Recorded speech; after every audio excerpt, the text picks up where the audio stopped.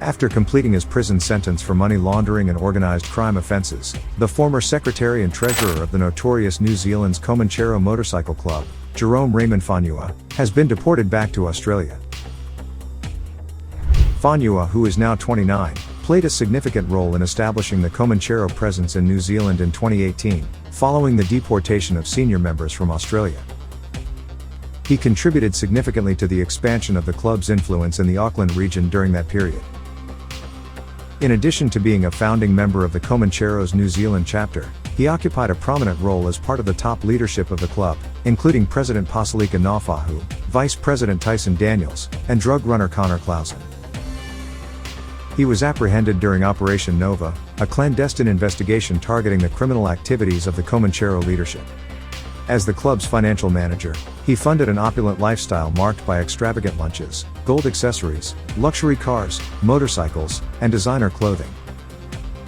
After pleading guilty to charges like participating in organized crime, possession of methamphetamine and money laundering, he was sentenced to 4 years and 8 months in the Auckland High Court. During his sentencing in August 2020, judge had mentioned that upon release, he would be deported to Australia. Jarome completed the majority of his sentence and was released from prison on Valentine's Day, the 14th of February 2024, following approval from the parole board. In contrast to several other Comanchero members and associates in New Zealand, Fonua did not face deportation from Australia under the 501 category. Instead, he had voluntarily relocated to Auckland in 2017 to be closer to his partner's family. As an Australian citizen, upon his release, he has now been deported to Queensland, where his parents reside. New Zealand police escorted him to the airport and onto the plane. Originally granted permanent residence upon arriving in New Zealand due to his Australian nationality, Jarome's eligibility was later revoked as officials discovered that he had lied about and failed to disclose previous criminal convictions in Australia, making him ineligible for a New Zealand residence visa.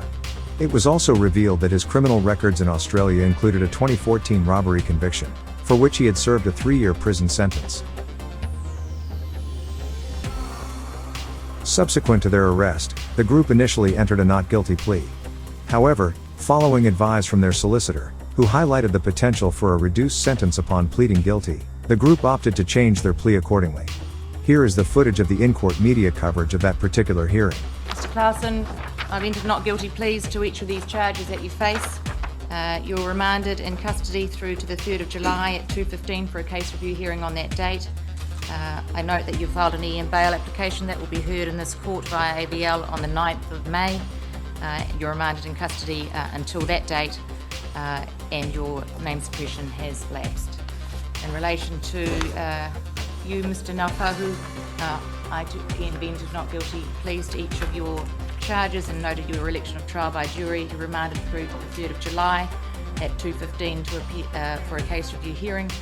Your EM bail application will be heard on the 9th of May at 10:30 by ABL. Your interim name suppression has also lapsed. Mr. Daniels, I've entered not guilty pleas to each of the charges you face and noted your election of trial by jury. Your bail is to continue. You're remanded through to the 3rd of July at 2:15 for a case review hearing on that date. Your bail is to continue. Your interim name suppression has lapsed. Mr. Fonua, same for you. Not guilty pleas to all charges that you face. Election of trial by jury, remanded through to the 3rd of July at 2:15. Your bail is to continue. May all stand down. In the hearing dated November 20th, 2020, at the Auckland High Court, Jarome pleaded guilty to charges of participating in an organized criminal group, money laundering, and being in possession of methamphetamine. The maximum sentences for these crimes were 10 years imprisonment for participating in an organized criminal group, 7 years imprisonment for money laundering, and 6 months imprisonment for possession of methamphetamine. However, after adjusting the credit for his guilty plea, Justice Lang sentenced him to 4 years 4 months for participating in an organized criminal group, 3 years for money laundering, and 2 months for possession of methamphetamine, all to be served concurrently. Sparta has obtained a copy of this judgment, which is attached in the description of this video, free for anyone to download and read. Fonua stands out as one of the relatively few individuals deported back to Australia, in contrast to the controversial deportation of thousands from Australia to New Zealand. Among this considerable number were a select group of senior members from outlaw motorcycle clubs, who subsequently established chapters of their Australian bikie clubs in New Zealand. The imported clubs include a range of notorious names, including the Comancheros, Rebels, Bandidos, and the Mongols. This shift has triggered a notable transformation within the criminal underworld, marked by increased imports of methamphetamine and cocaine, as well as heightened violent conflicts between clubs, manifested in tit-for-tat shootings and arson incidents.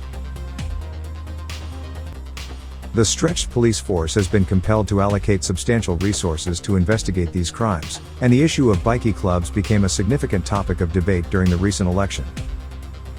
The profound impact of these developments on public safety and law enforcement priorities has brought the matter to the forefront of political discussions and community concerns. As the Comanchero bikie Jarome Raymond Fonua leaves for Australia, we are witnessing an uptick in recruitment efforts for Comanchero bikies in New Zealand. However, this surge in recruitment also underscores a crucial point, proving that even individuals who are strong, powerful, and highly notorious in the world of organized crime can still face legal consequences. This dark tale raises concerns about the potential influence and activities of the Comancheros in New Zealand, prompting both law enforcement and the community to remain vigilant in addressing the evolving dynamics of organized crime. If you're looking for more exciting and eye-catching regular bikie updates, don't hesitate, smash that subscribe button, share the word like wildfire, and hit that like button.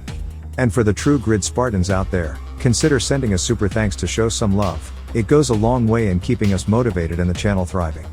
Stay tuned, stay curious, stay awesome, and take care.